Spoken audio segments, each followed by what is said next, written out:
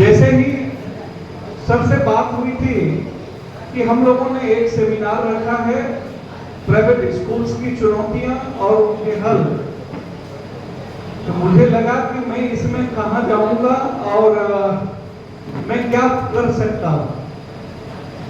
लेकिन सर के आग्रह पर मैंने अपनी कुछ भावनाओं को इकट्ठा किया, लेकिन मैं ये कह सकता हूं कि पूर्व के वक्ताओं ने हमारी सारी भावनाओं का उजागर पहले ही कर दिया। मेरे लिए कोई शब्द बच ही नहीं गए हैं कि आज की चुनौतियों को और उनके हल को रखूं। लेकिन सद्भावनावश जब मंच पर हूं तो कुछ तो बोलना हमारा धर्म बनता है। निजी विद्यालयों का जो संचालन है, मैं ये कहना चाहता हूं कि प्रत्येक निजी विद्यालय, चाहे वो छोटे विद्यालय हो या बड़े विद्यालय, वो को कोई मायने नहीं रखता है, बल्कि निजी विद्यालय जो चलाते हैं, चाहे 2 कमरे की कोठरी हो या एक विशाल परिसर हो, विशाल भवन हो, एक यूनिवर्सिटी से कम दर्जा और कम तनाव लेकर के नहीं चलाते। आप सभी काबिले तारीफ जितनी की जाए आप सबों की वो कम होगी। और जहां तक चुनौतियों का सवाल है, तो मैं मानता हूं कि आज के दौर में 3 चुनौतियां हर निजी विद्यालयों के साथ है। कोई मायने नहीं रखता सीबीएसई से संबद्ध है, आईसीएसई से संबद्ध है, राज्य सरकार से संबद्ध है अथवा नहीं है, यह कोई मायने नहीं रखता। क्योंकि विद्यालयों के संचालन की जो गतिविधियां होती है वो सारे विद्यालयों में प्रायः समान होती है, कक्षाओं का स्तर केवल बदलता है। 3 चुनौतियों में एक चुनौती प्रमुख रूप से यह आती है कि पहले कहा जाता था कि निजी विद्यालयों में शिक्षा विभाग क्या, कोई भी सरकारी पदाधिकारी कदम नहीं रखते थे, अपने आप को इन चीजों से वंचित रखते थे और हम लोग बिंदास होकर के अपनी मनमर्जी करते थे।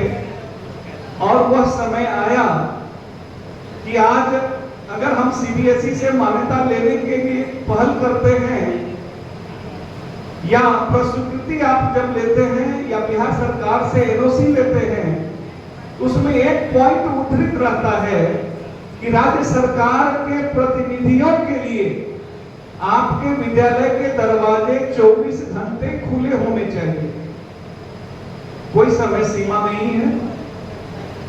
और आज ठसक के साथ शिक्षा विभाग के पदाधिकारी भी आते हैं और विभिन्न सरकारी पदाधिकारी भी विद्यालयों में प्रवेश लेते हैं।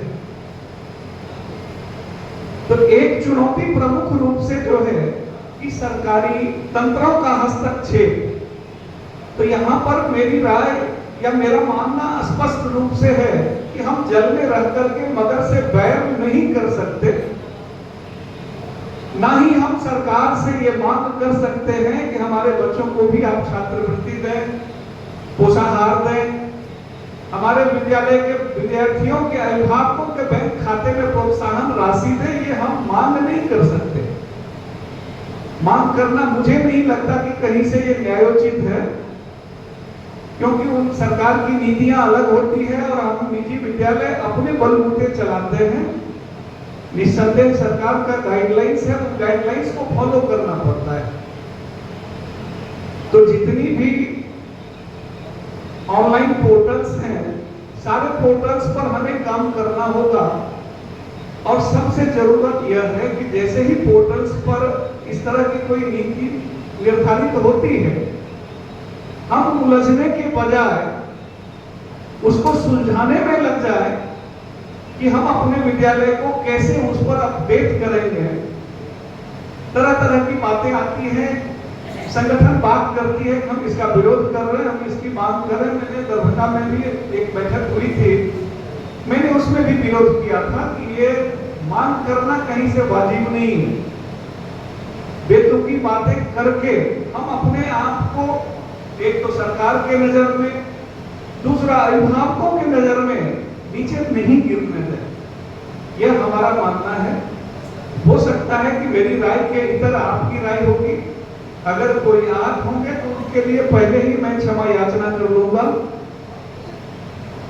दूसरी चुनौती जो है विद्यालय संचालन में, अब जो एनईपी राष्ट्रीय शिक्षा नीति 2020 की बात हो रही है, एनईपी के लिए हम लोग नई शिक्षा नीति शब्द का इस्तेमाल न करें, बल्कि एनईपी मतलब नेशनल एजुकेशन पॉलिसी 2020 लगा देने से वो नई शिक्षा नीति ऑटोमेटिक आ जाता है वो भाव। एनईपी के तहत जो पाठ्य अधिगम की बात की गई है, पठन पाठन की बात की गई है, निस्संदेह वह आज के बच्चों के लिए बहुत ही अनिवार्य है।